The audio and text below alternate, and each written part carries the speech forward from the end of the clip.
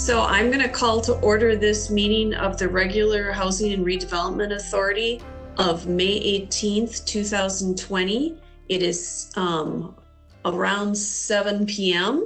and we're going to go ahead and get started. First thing will be the roll call for attendance. So Administrative Assistant Dubois, would you please call the attendance? Yes, Chair Supple. Here. Commissioner Elliott. Not present. Commissioner Reagan-Gonzalez. Not present. Commissioner Vreese-Daniels. Here. Commissioner Sandell. Here. Thank you.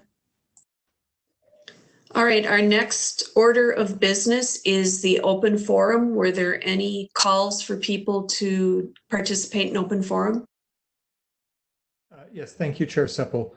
We do make the open forum available to members of the public. They would have several opportunities to participate. One would be to send an email to staff, and we would be able to accommodate them if they wanted to make a video or to participate in some other way. But we did not receive any inquiries or tonight's open forum. Thank you, Executive Director Stark. So then we will move on to approval of the minutes of the regular HRA meeting of April 20th, 2020. I move approval. Second. Okay, it's been moved by Sandell and seconded by Vreese-Daniels to approve the minutes. Is there any discussion? All right, hearing none. Administrative Assistant Dubois, can you please take the roll call? Chair Supple. Here, or yes, I mean. Commissioner Elliott. Not present. Commissioner Reagan-Gonzalez. Not present. Commissioner Vreese-Daniels. Yes. Commissioner Sandell. Yes. Thank you. The motion carries 3-0. Thank you. Our next item of business is approval of the agenda. I move approval of the agenda. Second. Okay, we've had Commissioner Vreese-Daniels move approval of the agenda and second by Commissioner Sandell. Any discussion? Hearing none, all in favor? Hearing none, we'll have Administrative Assistant Dubois call the roll again. Thank you. Chair Supple. Aye. Commissioner Elliott. Not present. Commissioner Reagan-Gonzalez. Not present. Commissioner Vreese-Daniels. Aye. Commissioner Sandell. Aye. Thank you. The motion carries 3-0. Okay, we've approved the agenda. Our next item is the consent calendar. Executive Director Stark. Thank you, Chair Supple. The consent calendar contains items which are acted upon by the HRA in one motion. Once the consent calendar has been approved, the individual items and recommended actions have also been approved. Tonight, we only have one item on the consent agenda, and that is consideration of a resolution authorizing the HRA to affirm the monetary limits on statutory municipality tort liability. And I would just add that for this, we must have the tort liability. It's a legal requirement. Our only option would be to accept the limitations placed on that, the minimum limitations, or to purchase additional liability insurance. After reviewing the costs of doing so, the city manager's staff is recommending that we just continue to affirm the monetary limits as are. I will make a motion to move the consent calendar to approval. Second. All right, we've had a motion by Commissioner Vreese-Daniels and a second by Commissioner Sandell to approve the consent calendar. Are there any questions for Executive Director Stark? All right, could you please call the roll? Thank you. Yes, Commissioner Supple. Aye. Commissioner Breeze Daniels, Aye. Commissioner Sandell. Aye. Thank you. The motion carries 3-0. All right, so we've approved the consent calendar. Our next item is consideration of an amendment to the professional services agreement with volunteers enlisted to assist people to provide emergency rent assistance to low-income Richfield households impacted by the COVID-19 crisis.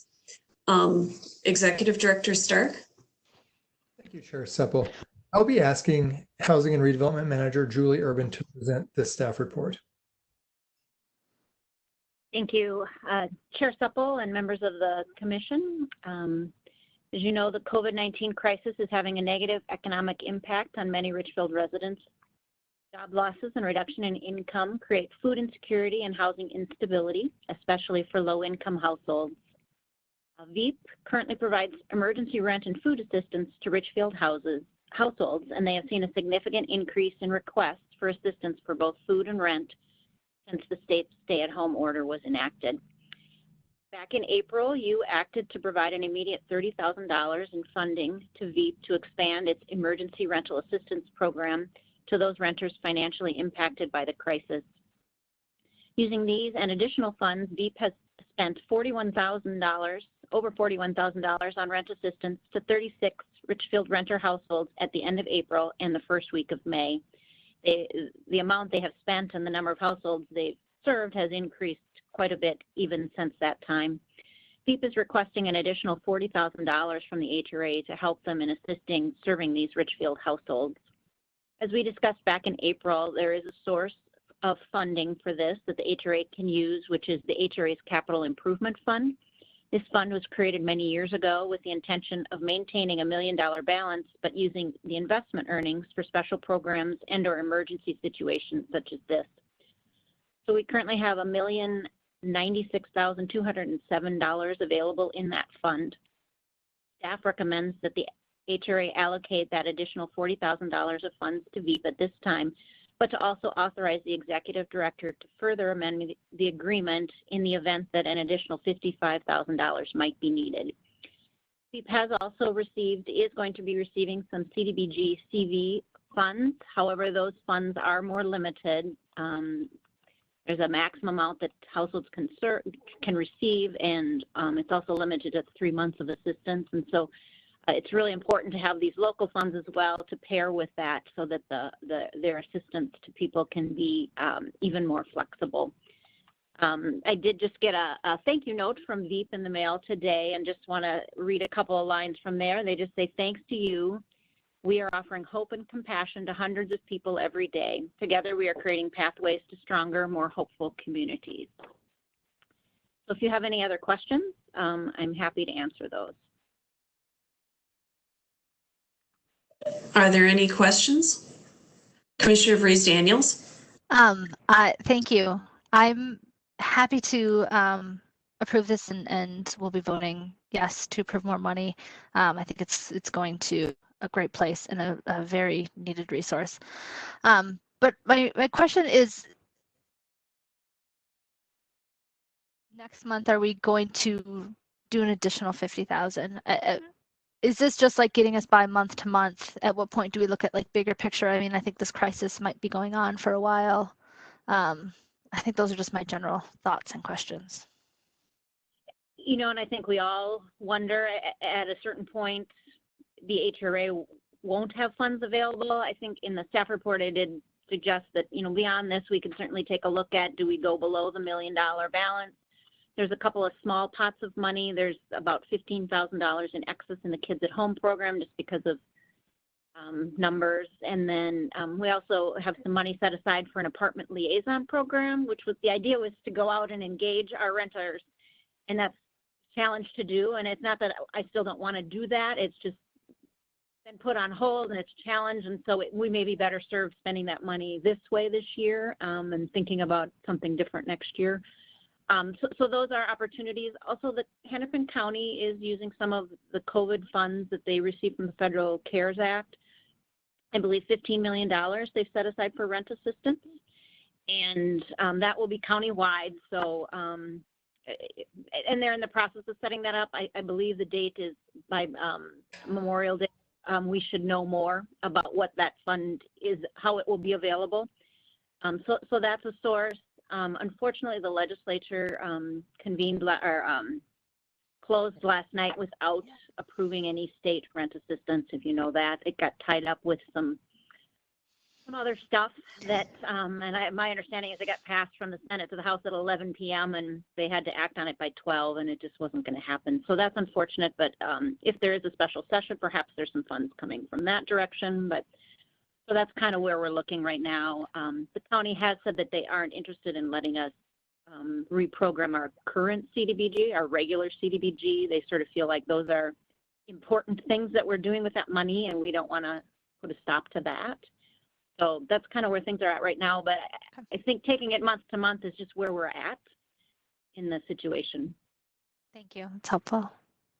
I would just add that Julie touched on this, but the $1 million capital improvement fund that we have, it's been our practice to not spend that down past $1 million balance and to instead use the investment earnings.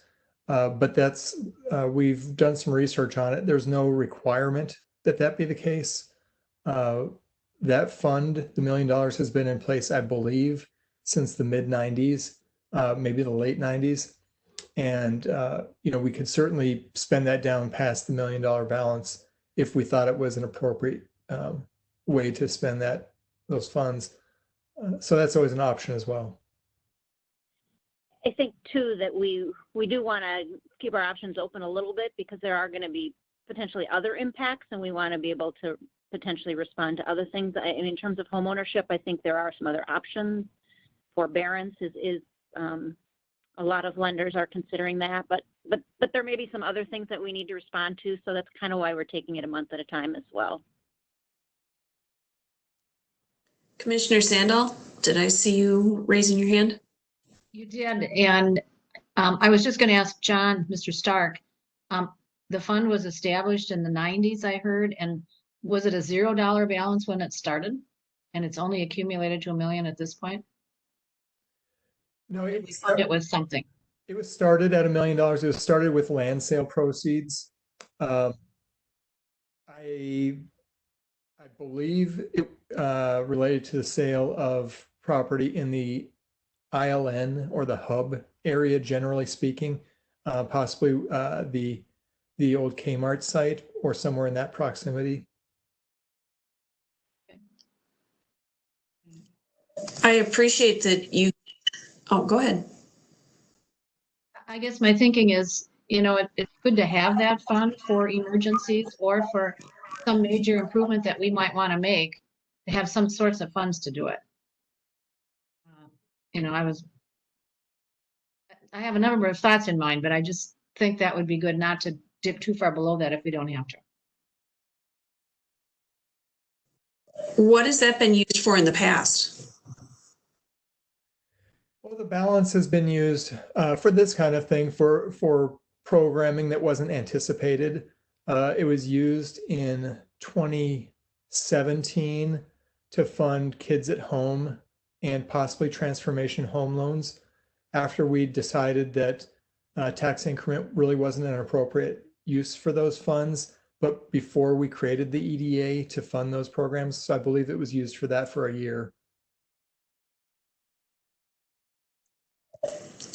Are there other comments or questions? More of just a thought of like, I get that we're saving this for a rainy day and for an emergency, but is this that emergency that we should be spending it down on? And I would agree that it's good that we're looking at other sources because I don't think it's going to be over in 2 months. So we need to be looking for more things. Commissioner Sandal? I think we've covered for 2 months roughly by having two different pots that are two different amounts that will be distributed as needed. And we can always come back and relook at it if necessary. So I guess I would with that like us to move consideration of the amendment to the professional services. Am I on the right one? Yeah. Agreement with volunteers enlisted to assist people to provide emergency rent assistance to low-income Richfield households impacted by the COVID-19 crisis.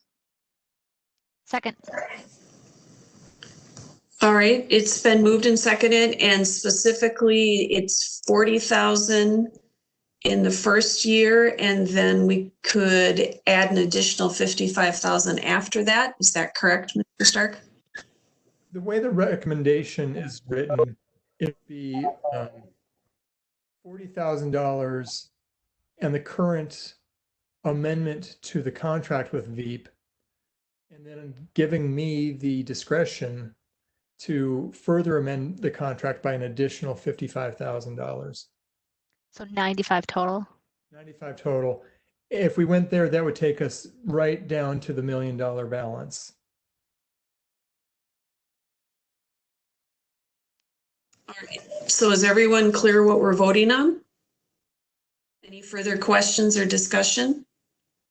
Thank you, staff, for bringing this and looking into this. It's really appreciated and clearly very much needed. Yes, I was going to say the same thing. Thank you so much. And I know that you have done a lot of background work and worked with Veep and worked with other people to figure this out. And we've been getting a lot of calls from people that really appreciate it. So thank you. All right, Administrative Assistant Dubois, could you please call the roll? Thank you. Yes, Chair Supple, Aye. Commissioner Breeze Daniels, Aye. Commissioner Sandell. I'm sorry, Commissioner Sandell, we couldn't hear you. Aye. Thank you. The motion carries 3-0. All right, again, thank you. I think this is a very important program. Our next item is our HRA discussion items. Is there anything that anyone would like to bring up? I would like to bring up one. I know it's part of the EDA, but I was just wondering if Executive Director Stark could tell us how the small business loan program was going. Yes, thank you, Chair Supple. I'm very happy to report that we closed the applications Monday. Technically, we ended up closing it Tuesday at 8:30 in the morning because we have a Dropbox, and it was supposed to end at midnight on Monday, but we would have no way of knowing when somebody put the applications in the Dropbox. We received, I believe, 37 applications. The total, we're still finishing up the scoring. We should be done scoring them by tomorrow afternoon, but we believe the total requested is 143,750. If you remember, you authorized 150,000, so that really couldn't have worked out any better. And the types of applicants are all exactly who we talked about wanting to reach out to. It's a lot of folks that I believe would have had a very difficult time getting the Small Business Administration funding from the federal government or the deed funding from the state. A lot of one-person contractors or other types of one-person businesses. There were also some local restaurants. I believe we had 4 or 5 local restaurants. The loans, the way they worked, it was a $2,500 for a single employee, and then $500 for each additional employee up to $7,500.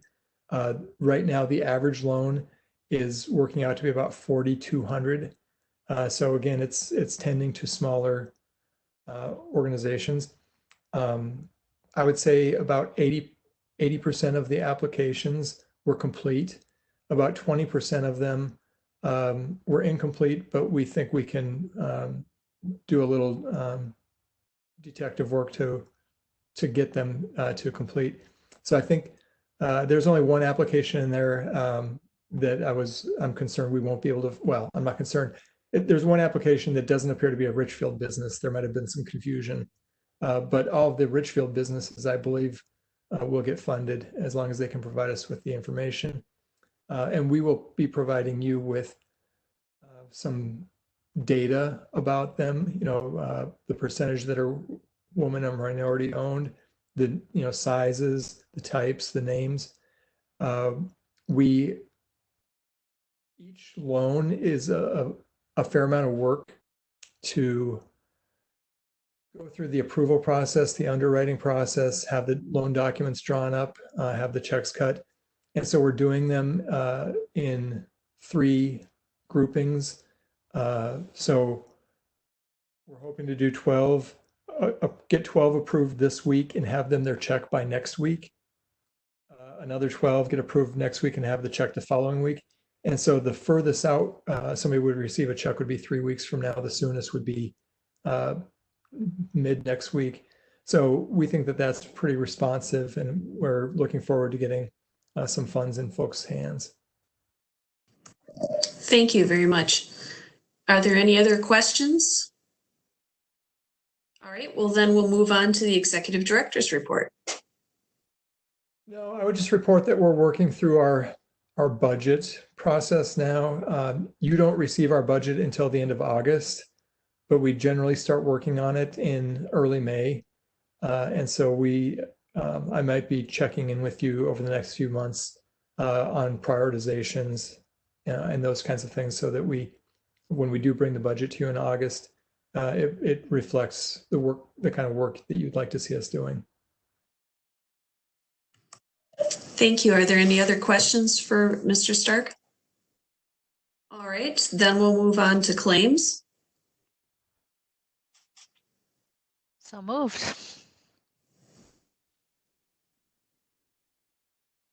Is there a second? I moved it and she so moved, so I think that's 2 votes. Oh, okay. I I didn't could hear you. All right, so I'll then, second. okay, so it sounds like it was the approval of the claims were moved by Commissioner Sandal and seconded by Commissioner Bruce Daniels. Are there any questions? All right, Administrative Assistant Dubois.